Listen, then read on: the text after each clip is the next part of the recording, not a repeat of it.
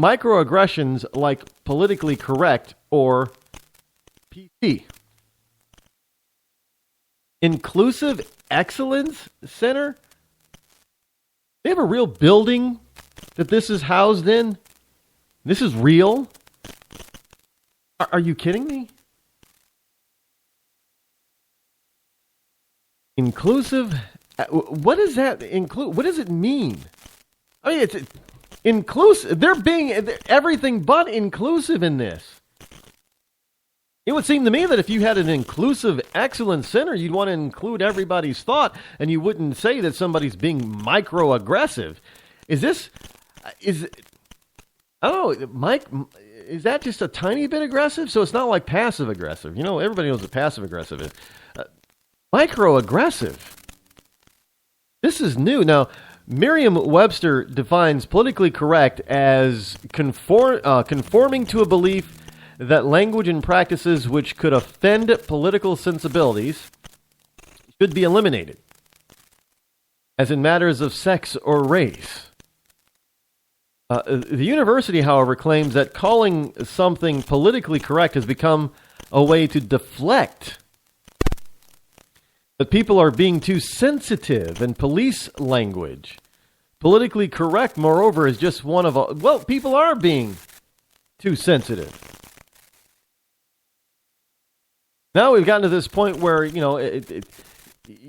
there's this false notion that you have a right not to be offended. That's an impossibility. Sorry, lefties, but there's no possible Look, you guys offend yourselves, really.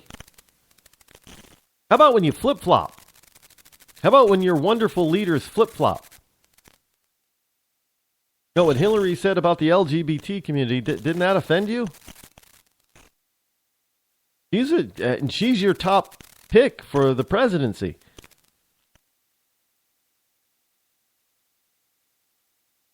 Now, politically correct is just one of a whole host of words and phrases the university has denounced as microaggressions. The university also claims the word lame is a microaggression to somehow both ridicules and ignores the lives of amputees and therefore should. That's lame.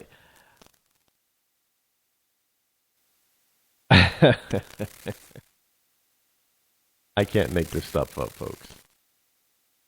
Now, UWM also claims that using the phrase third world to describe third world countries is a microaggression because it reinforces hierarchical attitudes towards nations around the world, establishes westernized or industrialized countries and cultures as the standard upon which... Have you seen Asian countries lately? I'm sorry, Tokyo is not a Western nation, but it's by far probably one of the most advanced cities on the planet. And yet, a third world is supposed to be, we're denigrating everybody else?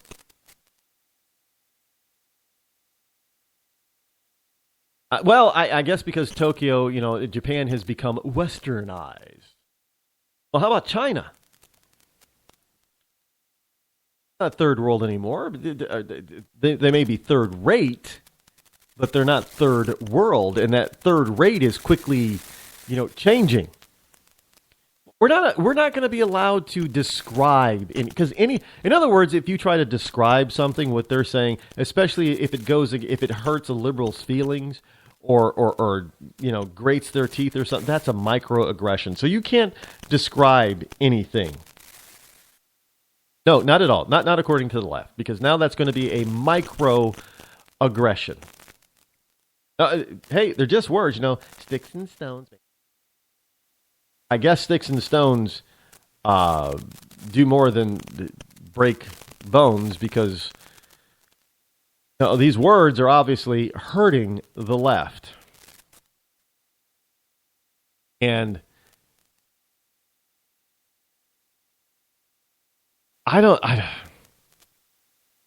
This stuff is just, it's absolutely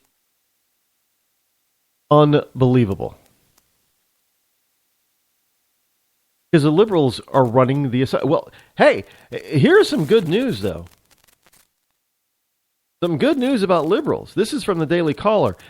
Poland's parliament has literally 0 liberals now.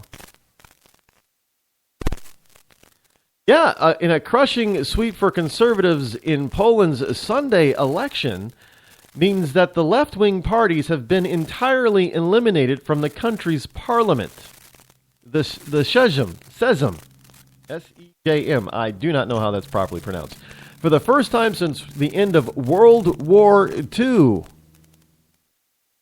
Feat is all the more impressive because Poland uses a proportional representation system where instead of electing individual members, the seats are doled out by how much of the vote each party has received. To qualify, the United Left, a coalition of Poland's Social Democrats, Greens, and other left-wing elements, needed to get just 8% of the vote. Just 8% of the vote. And they couldn't get 8% of the Polish vote. Now, friends, let me tell you, that's exciting news. Because this is how you get rid of the left. You defeat them at the polls. This is what we've been doing since 2010, defeating them at the polls.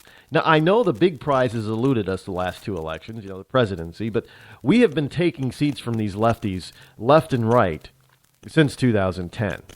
And I do not see, unless people just get tired of the rhinos, I do not see that trend abating anytime soon. Because Americans are tired of this liberalism. It is now affecting everyone. It used to be, they might say, well, that political correctness, it really doesn't affect me now. But now it affects microaggressions now. You can't even say something's lame without being accused of being a bigoted, homosexual, or homophobic, womanist, and you're just being aggressive, man. You're microaggressive. You're just mean. Just mean. Hey, look, I'm not making this stuff up. The other thing that came across my computerized desk today, is an MSNBC host. What she had to say about a so-called microaggression, if you will. MSNBC, MS Mess host. When Republicans say the phrase hard worker, they're being racist. Folks, I kid you not. Here's the story from thedailycaller.com. While discussing the efficacy of a hypothetical speaker, Paul Ryan, MSNBC host Melissa Harris Perry cautioned guest Alfonso Aguilar against using the phrase hard worker, implying that it is somehow offensive to African Americans.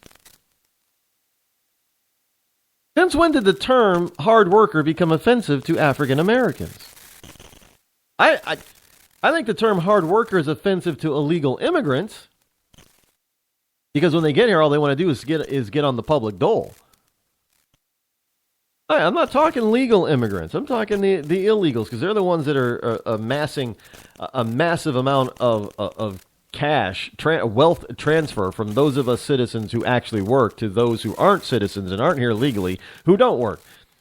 But she said, I just want to pause on one thing because I don't disagree with you that I actually think Mr. Ryan is a great choice for this role, but which means, look, if Harry Reid and the rest of the left likes Ryan, that means he's a sucky choice. I hate to say it, but that's the way it usually works. But I want us to be super careful when we use the language hard worker. I actually keep an image of folks working in cotton fields on my office wall because it is a reminder about what hard work looks like. So folks, to the left now, to leftists, hard work is akin to black slaves in the cotton fields picking cotton. She said it. The MS host said it. Melissa Harris Perry. I didn't make this stuff up. So now when you're out there talking about being a hard worker, you are really being a micro racist. Because what you really mean is that you're going back to the days of pre-cotton gin when slaves picked the cotton. Hey ho, pick a bale of cotton. Pick a bale a day. Yeah, that's the only kind of hard work there ever was, I guess, was, slave work in the cotton fields. That was hard. Whatever work you do today, that's not hard. Putting up the Empire State Building was not hard work. Not at all. Building roads across, from coast to coast, all of these years, including today, is not hard work. Well, I know if you look at, crews out there working on the roads today, many of them are not working at all. They're standing around watching one or two other people work, but that's not hard work. Nobody works hard today. You don't work hard because you're not a slave and you're not picking cotton. Now, the context, she goes on, in the context of relative privilege, I'm not even sure what the hell that means. In the context of relative privilege, when you talk about work-life balance and being a hard worker, the moms who don't have health care, we don't call them hard workers, we call them failures. We call them sucking up. What? The moms who don't have health care but they're working? We call them sucking off the system because they're working?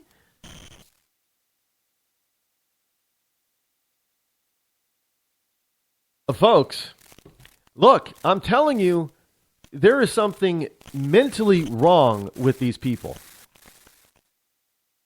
When you can't even look at what they're saying and listen to what they're saying and comprehend at least two of their words that they've put in succession and try to formulate, a sentence from them, there's a problem.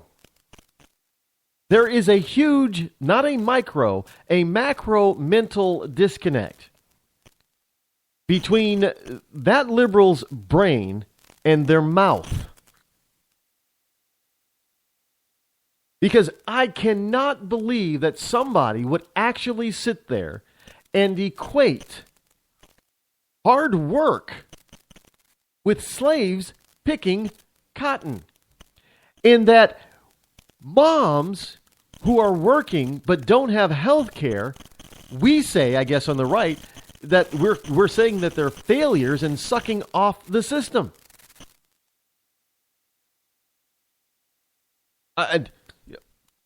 Do you get this? I'm trying to fully comprehend it because I have to for you so I can explain it to you. That's my job.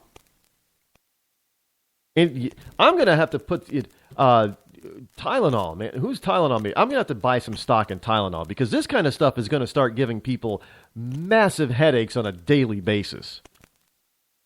And, analgesics are just going to start going through the roof. And I need to make sure that I got stock in Bayer and Tylenol and all those places. Because you guys are going to, you folks out there who are even slightly on the right, you're going to look at this stuff and you're going to try to figure out, you're going to try to figure it out, try to understand it. It is going to start giving you massive migraines and you're going to run to the store in order to get some relief. So that means you're going to start buying a lot of drugs. Now, look, I'm not making light of this, but maybe that's the reason why we have such a huge drug problem nowadays. Because the left is driving people crazy. I cannot believe this. So you're a working mom, but you don't have health insurance, so you're going to be accused of sucking off the system.